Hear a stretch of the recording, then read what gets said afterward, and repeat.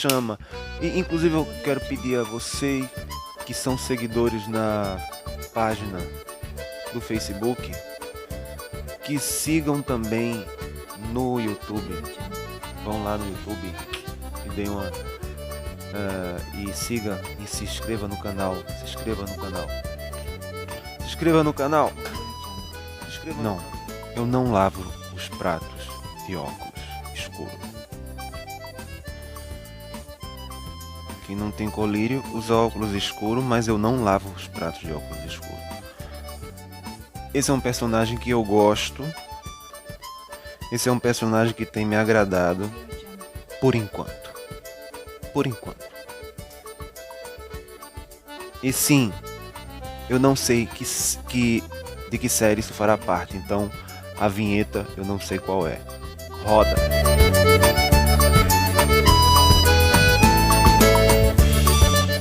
E eu tô de óculos porque modo ficar aprumado, modo ficar alinhado para vocês. Aqui no Nordeste a gente diz alinhado, quer dizer, menino, mas rapaz, tá muito alinhado, quer dizer, tá muito arrumadinho. Quer dizer, é isso que quer dizer, apenas isso. E pra que ficar alinhado lavando os pratos? Lógico, não tem lógica nenhuma. Isso é apenas pra ficar alinhado com meus visitantes que estão aqui na minha cozinha. Então, pois é. E o meu amigo seguidor do YouTube, não sei se da página no Facebook, no YouTube, me pediu para falar sobre essa questão da realidade ser holográfica. A realidade é holográfica e, enfim, somos hologramas, né? E a questão da Matrix e tal. Bom, eu tenho um vídeo aqui no card, viu, meu amigo Alex? Eu tenho um vídeo aqui no card, eu vou colocar. E aí ele explica melhor, porque esse vídeo eu não vou explicar detalhes sobre essa questão de colapso de função de onda, Matrix e tal. Enfim, até porque, primeiro, eu sei muito pouco. Segundo, esse vídeo já fala sobre isso. Então, assim, já botei o card. E pronto, em quem tá no Facebook, papito, eu não sei se eu vou botar ou não, enfim. Vamos falar de redes. Vamos falar da velocidade que a rede nos... Deixa eu ajeitar aqui um negócio. Pronto. Vamos falar da velocidade que a rede nos faz querer alcançar. Esse é o verdadeiro problema das redes. A velocidade do consumo, a velocidade do capitalismo, e não estamos livres disso. Nem você, nem eu, nem ninguém. Fazemos parte. Então, se a realidade é um holograma, na verdade, não necessariamente um holograma, mas um colapso de função de ondas e energia que torna as coisas aparentemente sólidas, mas na verdade elas se colidem porque a energia ela é muito mais forte do que a força gravitacional, então ela faz com que os átomos não atravessem porque ela gera um campo eletromagnético muito forte em objetos que são considerados em estado sólido. Isso na verdade é uma onda, é onda. Só que está em estado sólido porque houve o colapso. Porque, aliás, ele tem menos função de onda e mais função de partícula. No instante, naquele instante, foi gerado nele um campo gravitacional. E esse campo gravitacional, no espaço-tempo percebido, ele faz com que a coisa não, os átomos não se cruzem, não atravessem, como, por exemplo, se estivesse no estado líquido, como a água, ele já tem mais mobilidade, e no estado gasoso mais ainda. Porém, menos visibilidade. Ou seja, quanto mais sutil a energia, menos visível aos olhos, porque reflete menos luz sobre ela. E como há partículas menores do que o fóton e o elétron, o que a gente não vê no mundo subatômico, posso especular, posso assumir como um infinito. Bom, foi um resumo do resumo do resumo. Não estava pensando nisso, não. Estava pensando na minha verdade filosófica. Minha verdade filosófica é... Sim, e daí? O que é que isso tem a ver com rede e tal? E porque devemos ter medo das redes? Devemos ter... Não, você não deve ter medo de nada. A rede... somos escravos até certo ponto do sistema. Sim, porque a gente usa o sistema. A gente usa Facebook, a gente usa... Enfim, a gente usa tudo. E a gente quer passar beleza, quer passar estética, quer passar tudo, usando as redes. E como se livrar disso? Não tem como se livrar disso. Simples assim.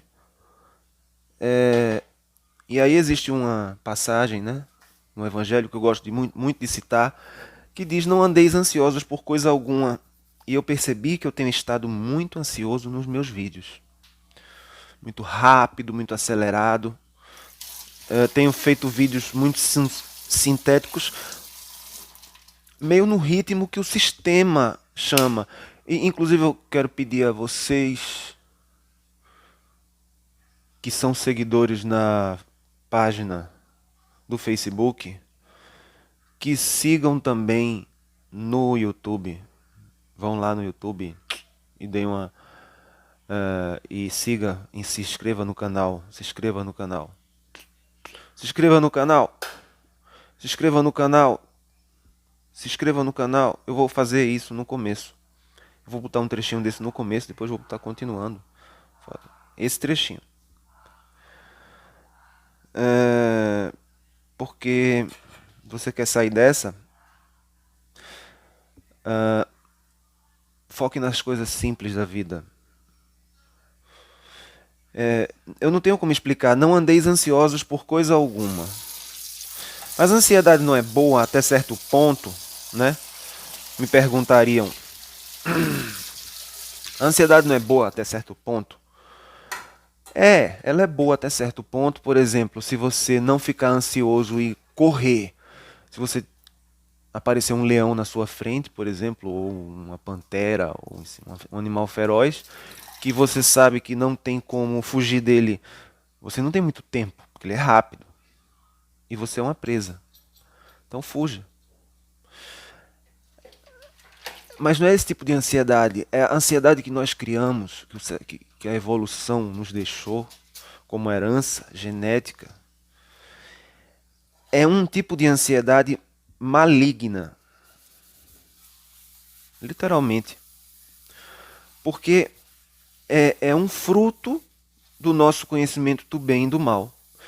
Na verdade, nós mesmos conceituamos bem e mal porque vivemos num mundo tão sólido e ao mesmo tempo tão paradoxal e tão complexo, por conta da nossa complexidade neural, etc., que usamos essa capacidade que temos, tanto para construir realidades boas, e as realidades são a soma do pensamento mais ação, você tem que agir, porra. Eu estou lavando os pratos, entenda. Isso é só onda. Isso é apenas onda. Enfim. E no momento, a cada instante, espaço-temporal está sólido e a coisa coincide. Por exemplo, eu bater e não atravessar é uma sincronicidade. São sequências de sincronicidade ocorrendo que fazem com que constantemente não atravesse, que constantemente, e a probabilidade de atravessar é 0,00000 trilhões de 0,1. Vamos dizer assim. Existe a possibilidade. Isso cientificamente falando. Mas e daí? O que importa? Quando a gente fica... Por exemplo, se a pessoa é um físico, tal, tudo bem, interessante estudar profundamente sobre isso. Mas o mais interessante não é... Por exemplo, para que a gente quer isso? Na verdade, a maioria das pessoas se interessa por isso. Por quê? Porque querem ser físicos, Por exemplo, um estudante de física, porque estudante de economia, estudante, assim, não vamos tirar quem está correndo atrás de dinheiro, certo? Porque aí, se for, aí o motivo é dinheiro. A gente já sabe o motivo. Então a pessoa está estudando economia por quê? Porque o objetivo é dinheiro. Aí para esses eu nem falo. Eu vou falar para quem realmente tem um objetivo, algum objetivo. Por exemplo, a pessoa faz física, estuda física. Geralmente tem um objetivo, porque o, não é um assunto para todos, entende? E por que é que hoje em dia as pessoas, todo mundo está querendo saber tanto sobre física quântica? Mal sabem de física newtoniana, não conhecem a fórmula, não sabem o que é teoria gravitacional, não sabem o que é teoria da relatividade, não sabem o que é simplesmente ah, a lei da entropia, por exemplo, a lei da inércia, não conhece movimento uniformemente variado, coisas básicas que não, mas quer saber de física quântica. Mas existe um motivo, existe algo por trás disso. Todo mundo quer saber para onde vai. E a física quântica pode dar uma resposta. O problema é que a física quântica ela não dá a resposta. Volte 3.000 anos, 2.500 anos, por aí. E veja Aristóteles imaginando as categorias, imaginando o que ele chamou de física e de metafísica, e enfim. Cara, o tempo, procure o livro 4 da física de Aristóteles e procure a aporia, que é a coisa sem resolução, a coisa irresolvível sobre o tempo. E isso não tinha Einstein para falar sobre espaço-tempo, não tinha nada disso. Mas ele, naquele tempo, o que tinha, aquilo tudo era tecnologia. O tecnologos, né? O logos, a essência, o estudo ou a lógica, depende da aplicação, da técnica, ou seja, a rigor, assim, de um modo mais assim, o conhecimento da técnica, a capacidade de dominar a técnica, né? Tecnologia. Daí vem a palavra. Então, não é algo novo. O que é novo é o modo como a gente usa com frequência essa expressão. De maneira positiva. Porque naquele tempo tinha uma conotação neutra. Não se dava valor à tecnologia como algo assim popular. As pessoas não desejavam tecnologia. As pessoas desejavam o saber e tal. Assim, elas no fundo queriam conhecer as técnicas e tal, lógico, evidentemente, mas não havia um conceito sobre tecnologia, porque não havia consumo em massa. As pessoas eram, a maioria delas era ignorante. Um ou outro era sábio, geralmente da elite. Aí quando vem um sábio da classe mais pobre e tal, ele vira destaque e vira histórico. Né? Perceba que poucos são e sempre são historicamente assim conhecidos e passam por milênios os que são considerados sábios e eram pobres e viveram sem nada, como Diógenes de Sinope, né?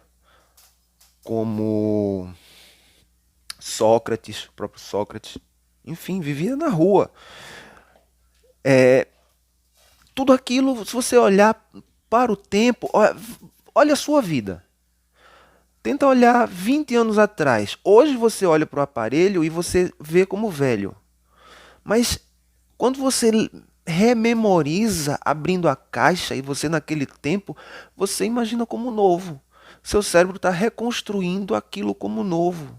Embora seja velho. Então, velho novo também é um conceito relativo se a gente for se aprofundar nisso. Aí o algoritmo vai ter subjetividade suficiente para dominar a gente e a gente não tem controle sobre o algoritmo.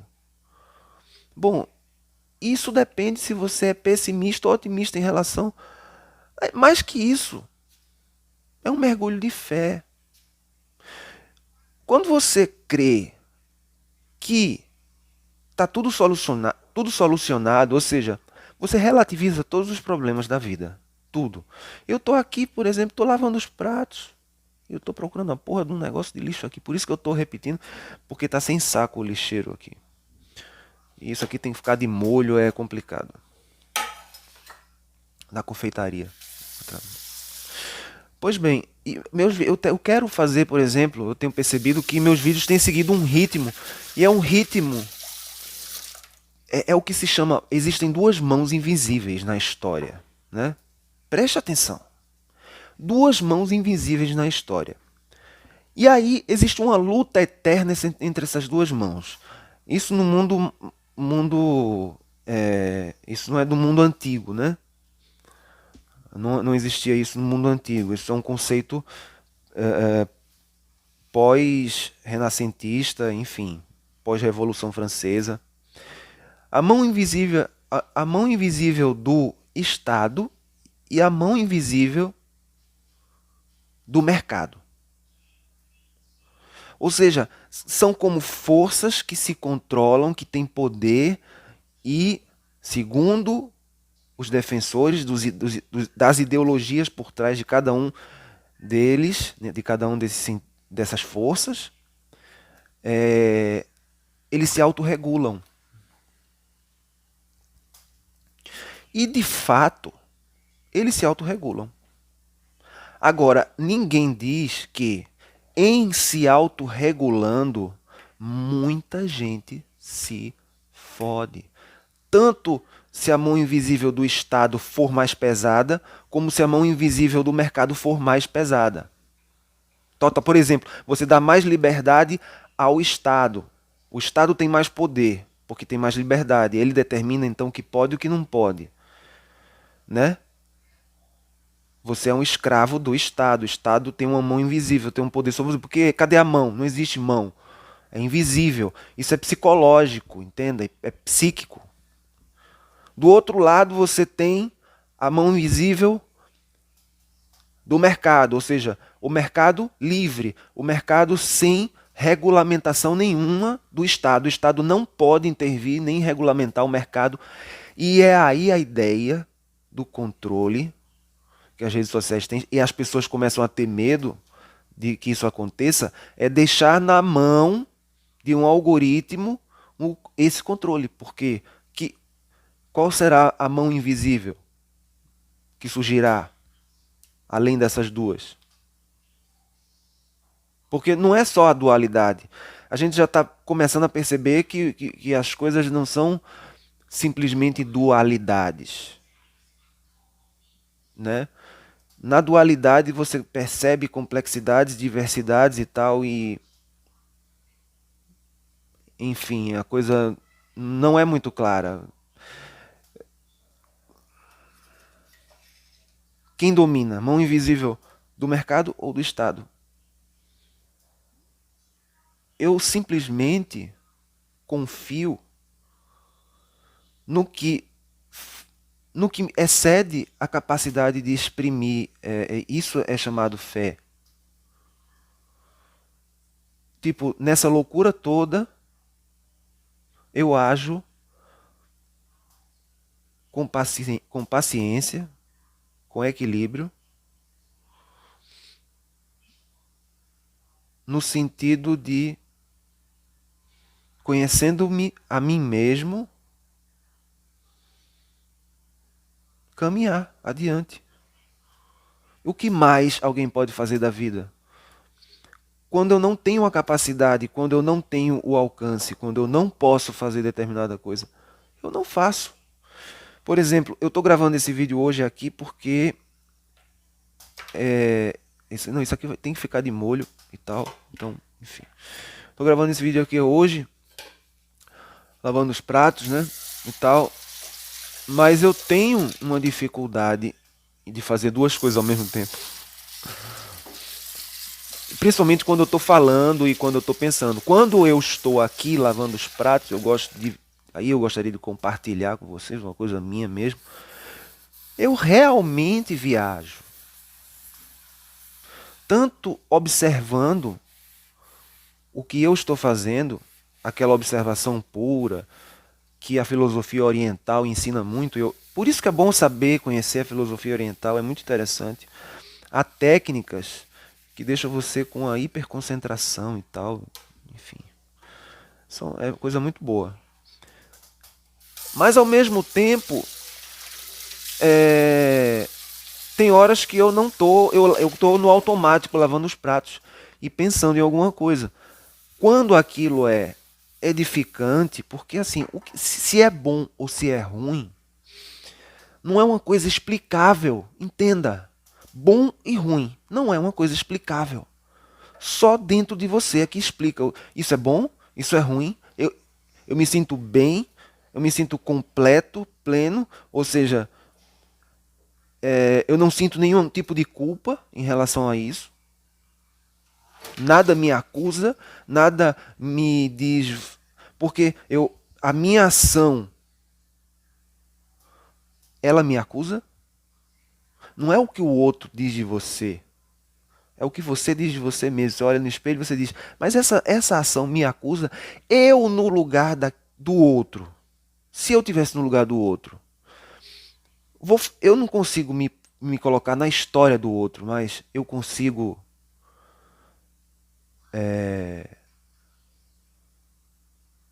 tentar imaginar várias possibilidades em favor do outro que possa justificá-lo e eu dizer, tá, não vou discutir, você pensa assim, eu respeito. Sabe, é um senso que esses mecanismos automatizantes fazem a gente deixar de ter. A gente deixa de ter esse senso. A gente simplesmente pega, posta, não reflete mais. Nossas categorias agora elas estão num nível tão de vibração tão baixa, tão densa, que gera polaridade. Polaridade. Mas isso é reversível? Completamente reversível. Completamente reversível. Reversível. Reversível. Completamente. Isso é assim. Assim, ó. Assim. E não depende de porque o que acontece. Hoje é o seu dia. É nisso que eu creio. Hoje. Então, para mim, amanhã não existe. Ah, mas você não planeja nada? Planejo, eu boto lá meus planejamentos e tal. Mas é uma horinha só. Às vezes. Em hora que eu planejo mal pra caralho. Enfim. Aí eu faço merda com sua porra.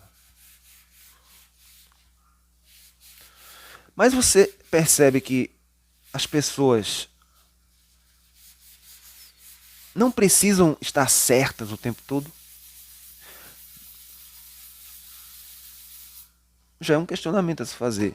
Então por que eu vou ficar com medo de ser dominado por uma rede ou por alguma coisa assim se eu tenho plena consciência de mim mesmo, plena consciência do outro, plena consciência da minha relação com o outro? Então nada pode me deixar ansioso. O que é que vai me deixar ansioso? Uma tela, silício, tecnologia avançada. Ah,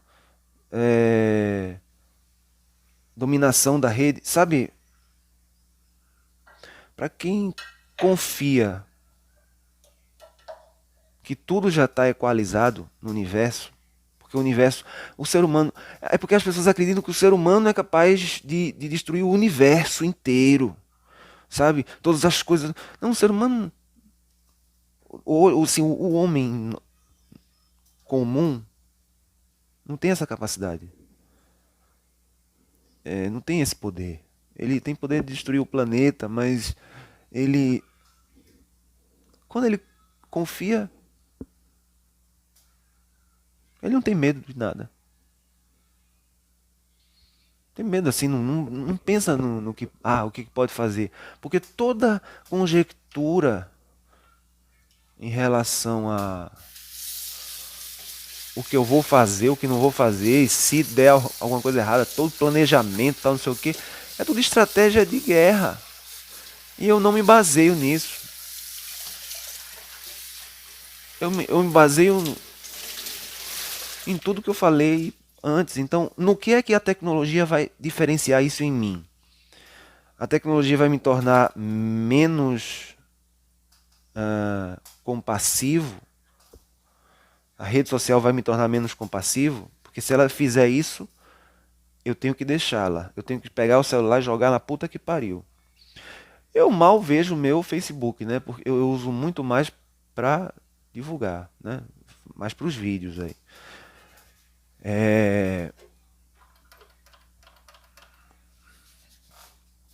Eu uso muito mais para o canal. Não uso o meu Facebook. Raramente uso. Já usei muito, já vi discussão em Facebook, é muita besteira. Se você sair dessa e você usar com moderação, sabe? Que nem álcool. Álcool em excesso faz mal, né? Mas porra, quem é que não gosta de uma cervejinha no fim de semana, né? Em casa, de preferência, para evitar contágio, coronavírus e tal. De preferência, dependendo de onde esteja, né? Dependendo da cidade que se está tendo poucos casos ou muitos casos e tal, enfim. Claro, agora aprecie com moderação. Do mesmo jeito são as redes sociais. Aprecie com moderação. Aprenda. Aprenda, inclusive, a ensinar isso. Porque, ó, você lava os pratos, você viaja. Eu fico com meu fone de ouvido aqui, escutando Raul Seixas, viajando em Raul Seixas e fazendo as coisas simples da vida, porque quando a gente está fazendo, a gente sente o prazer na hora que está fazendo. Às vezes é uma besteira, por exemplo, às vezes é plantar uma mudinha de qualquer coisa, de uma flor, plantar e deixar a flor crescer, florescer e tal, ficar olhando, observando cada etapa. Não requer muito dinheiro não, pouca coisa, barato. Sei que você vai comprar ela já toda com arranjo e não sei o que e tal. Não, mas o gostoso é você mesmo pegar a mudinha e ir plantando. Tal. Eu não tenho muita paciência para isso. Já percebi. Pode ser que um dia eu venha a ter. Bem, enfim, eu tenho outras atividades, por isso que consomem um tempo, né? Por exemplo, essa atividade consumiu 28 e 11 minutos. Por aí. Tá tudo aqui. Eu ensabou tudo primeiro para poder usar um tibum de uma água só. Onde é que as redes estão me atrapalhando? Onde é que as redes estão me influenciando nessa lavagem de pratos? Quanto tempo eu estou gastando? Aproveita.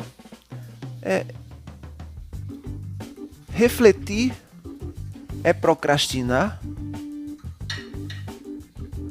Pode ser. Se for refúgio, se for desculpa, não há reflexão.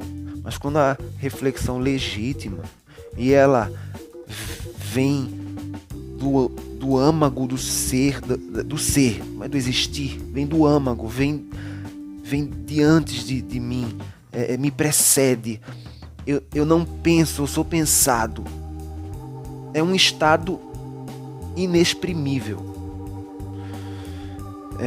E que eu não posso ensinar, infelizmente. Então, não me venha com coisa de não sei o que, porque como é que chega nisso? Como é que você consegue ficar com essa tranquilidade? Essa porra não sai, né? Como é que você consegue ficar com essa tranquilidade e tal, não sei o que? Não adianta. É inexprimível. Você só experimenta quando você confia o suficiente. o suficiente a... Leia Soren Kierkegaard, o conceito de angústia, o Temor e Tremor. São livros, assim, é um meio angustiante, sabe? Aí você pode ver de uma maneira diferente. Mas não tenha medo do livro, porque, enfim, ele mesmo depois se autorresolve. O cara, o Kierkegaard, o filósofo, ele se autorresolve. Inclusive, melhor do que Nietzsche, que ficou meio perdido, né? Mas por conta dos excessos e tal. Naquele tempo, a droga era ópio, droga forte. Eu não sei, se eu não me engano. Ele deve ter usado também. Enfim, muito álcool, talvez. Não, Raul Seixas, pô. Sou álcool pra caralho, né? Grande pensador. Mas quando Raul Seixas diz que o buraco é mais embaixo, né?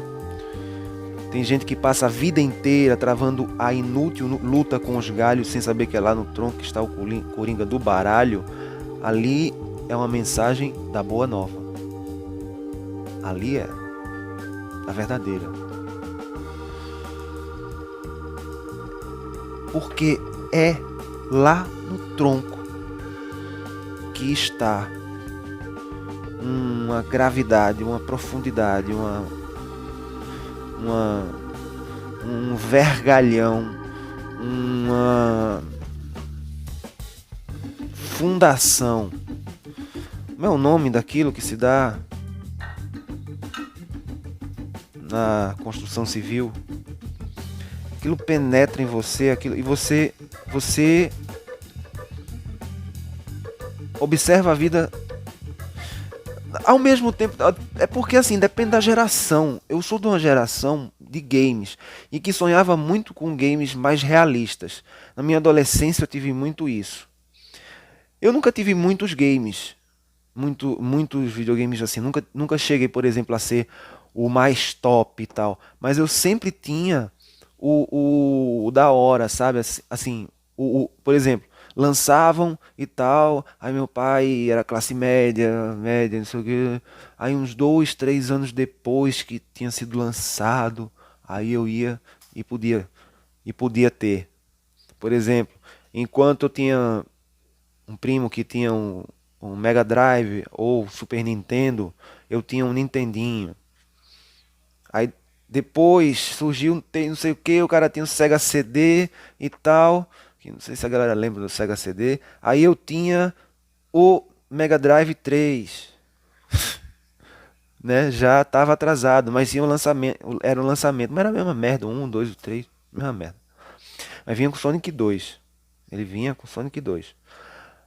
Enfim, eu sou dessa geração, então hoje a gente vê muito a realidade de modo holográfico, como há uma possibilidade de ver assim. Mas a gente não controla o espaço-tempo, pelo menos eu até hoje nunca controlei, ou se eu controlei eu não me lembro. Ainda tem mais essa questão de lembrar ou não lembrar. Será que eu controlo? Será que eu volto pro passado? O problema é, se a realidade é holográfica, não existe passado. Nem existe presente, nem existe futuro. O que existe é o espaço-tempo dentro de você. Você é a singularidade. Não tem a teoria da singularidade universal? Você é a sua singularidade. Pá! Você é o seu perceber no espaço-tempo. Você é o seu tempo próprio. Agora, o outro também é. Você não vê um outro? Ele também é. O problema é crer que o outro é. E aí você vê Deus no outro. É assim que Jesus ensinou. Ele não falou para ver Deus no céu, no espaço, sei lá, ir lá para a lua, subir e dizer, não tem nenhum Deus aqui não. Lógico, não vai achar em lugar nenhum. Nem se furar o tecido do espaço-tempo e for para o outro lado, não vai achar. E se pegar e for para um universo paralelo e sair viajando de universo em universo, não vai achar. Não vai achar nunca. Porque vai estar nele o tempo todo. Tá? E assim, não existe. Deus não tem um ambiente, né? Deus é absurdo. A própria concepção de Deus é absurda. Só crê quem é louco. precisa de uma dose de loucura para você crer. Isso é fé. Fé é loucura. Mas aí, quando você entra e você confia, você diz, porra, caralho, aqui pode ser um jogo do caralho. Eu vivo como um jogo. Mas porque eu escolhi. De vez em quando, às vezes eu volto no tempo também, às vezes. Tipo Raul Seixas e tal. Pego, escuto, faço um ambiente sabe? Eu sou meio doido mesmo.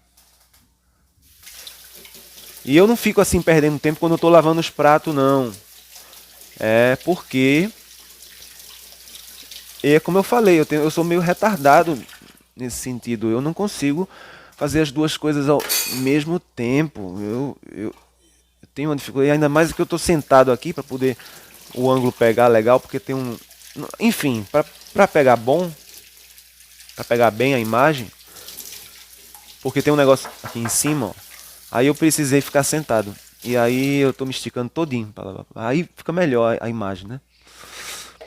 Mas é isso, o vídeo é longo e é do jeito que eu gosto, é do jeito que eu quero. Eu quero debater os temas, sabe? Percebe como fica mais pobre o meu vocabulário quando eu tô lavando? E quando... Veja só, perceba. Eu disse que quando eu tô lavando, eu tô pensando.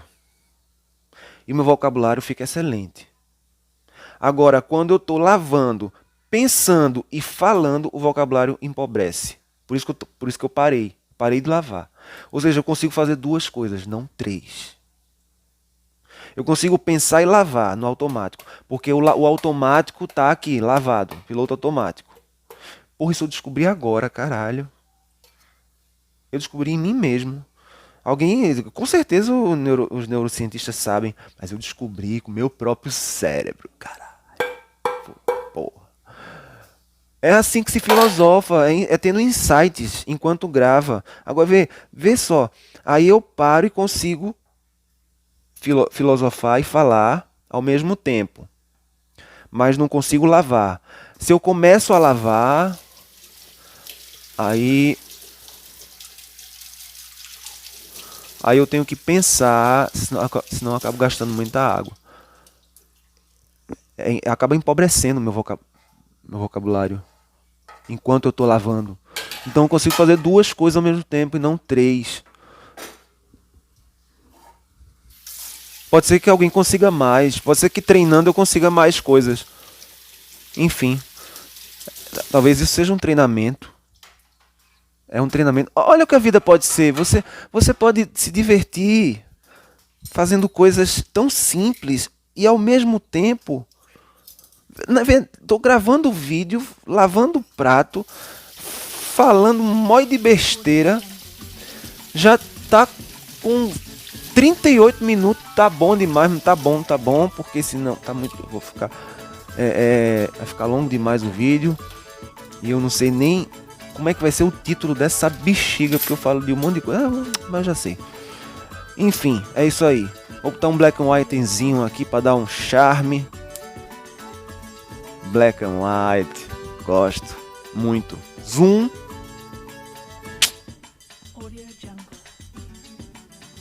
E ficamos por aqui. Um beijo a todos e todas. Um grande abraço. E falou.